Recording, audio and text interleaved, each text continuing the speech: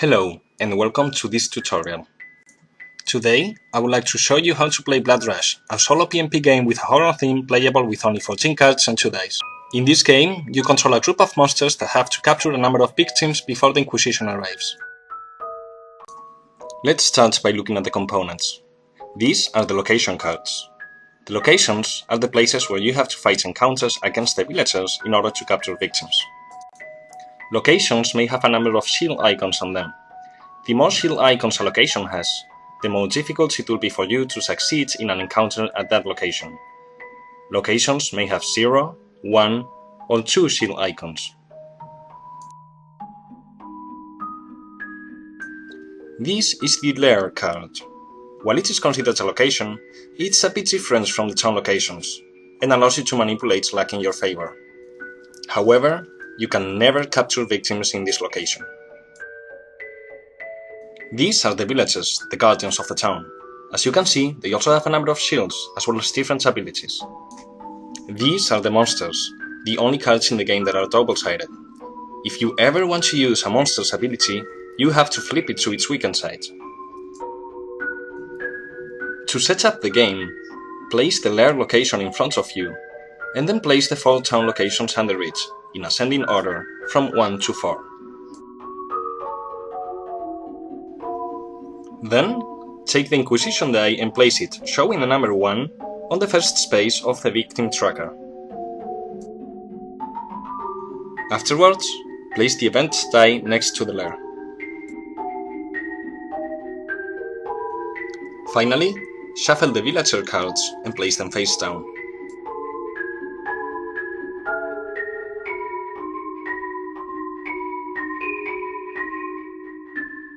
At the beginning of the round, take 4 villager cards and place each under one town location face down. The last one will be the backup card, and may or may not affect the current round. Afterwards, roll the event die and set it on the corresponding space on the lair card. Finally, reveal the villager at the forest.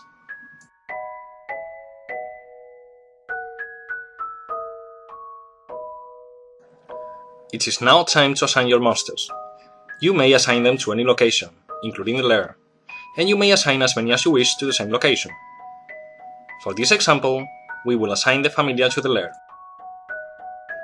We will also assign the remaining 3 monsters to the bridge, the festival, and the church. Assigning monsters to a location under the Blood Rush effect is usually beneficial, since it allows you to use abilities at that location and weakens the location's defenses.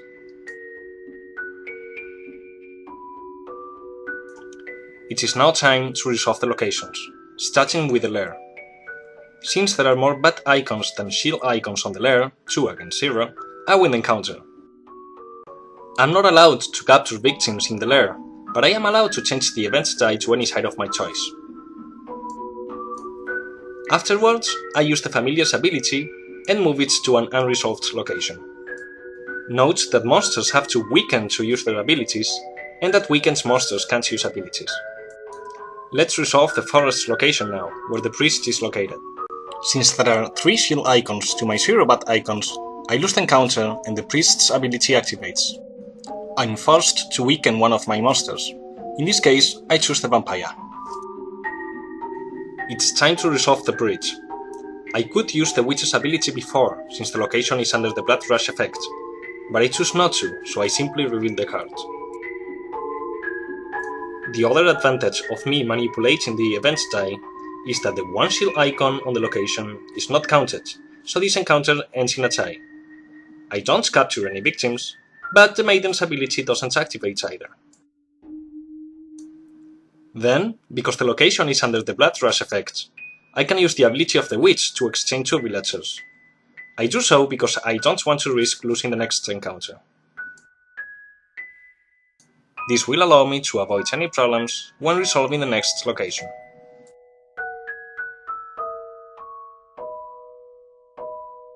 I then resolve the encounter at the festival. There are 3 shield icons to my 3 bad icons, so there's a tie in this location too.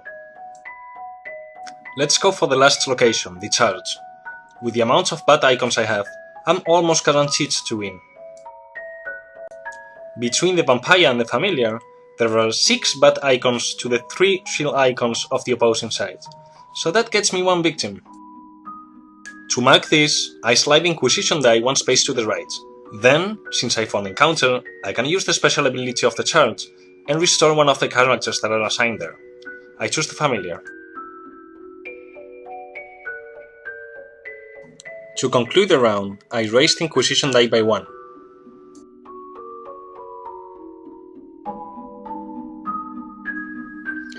Afterwards, I pick up all the monsters without changing their state.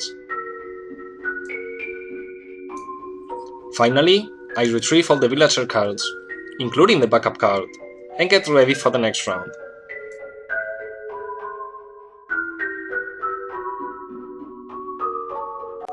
If the Inquisition die ever reaches the value of 6, the game ends immediately on a loss, even if it happens in the middle of a round.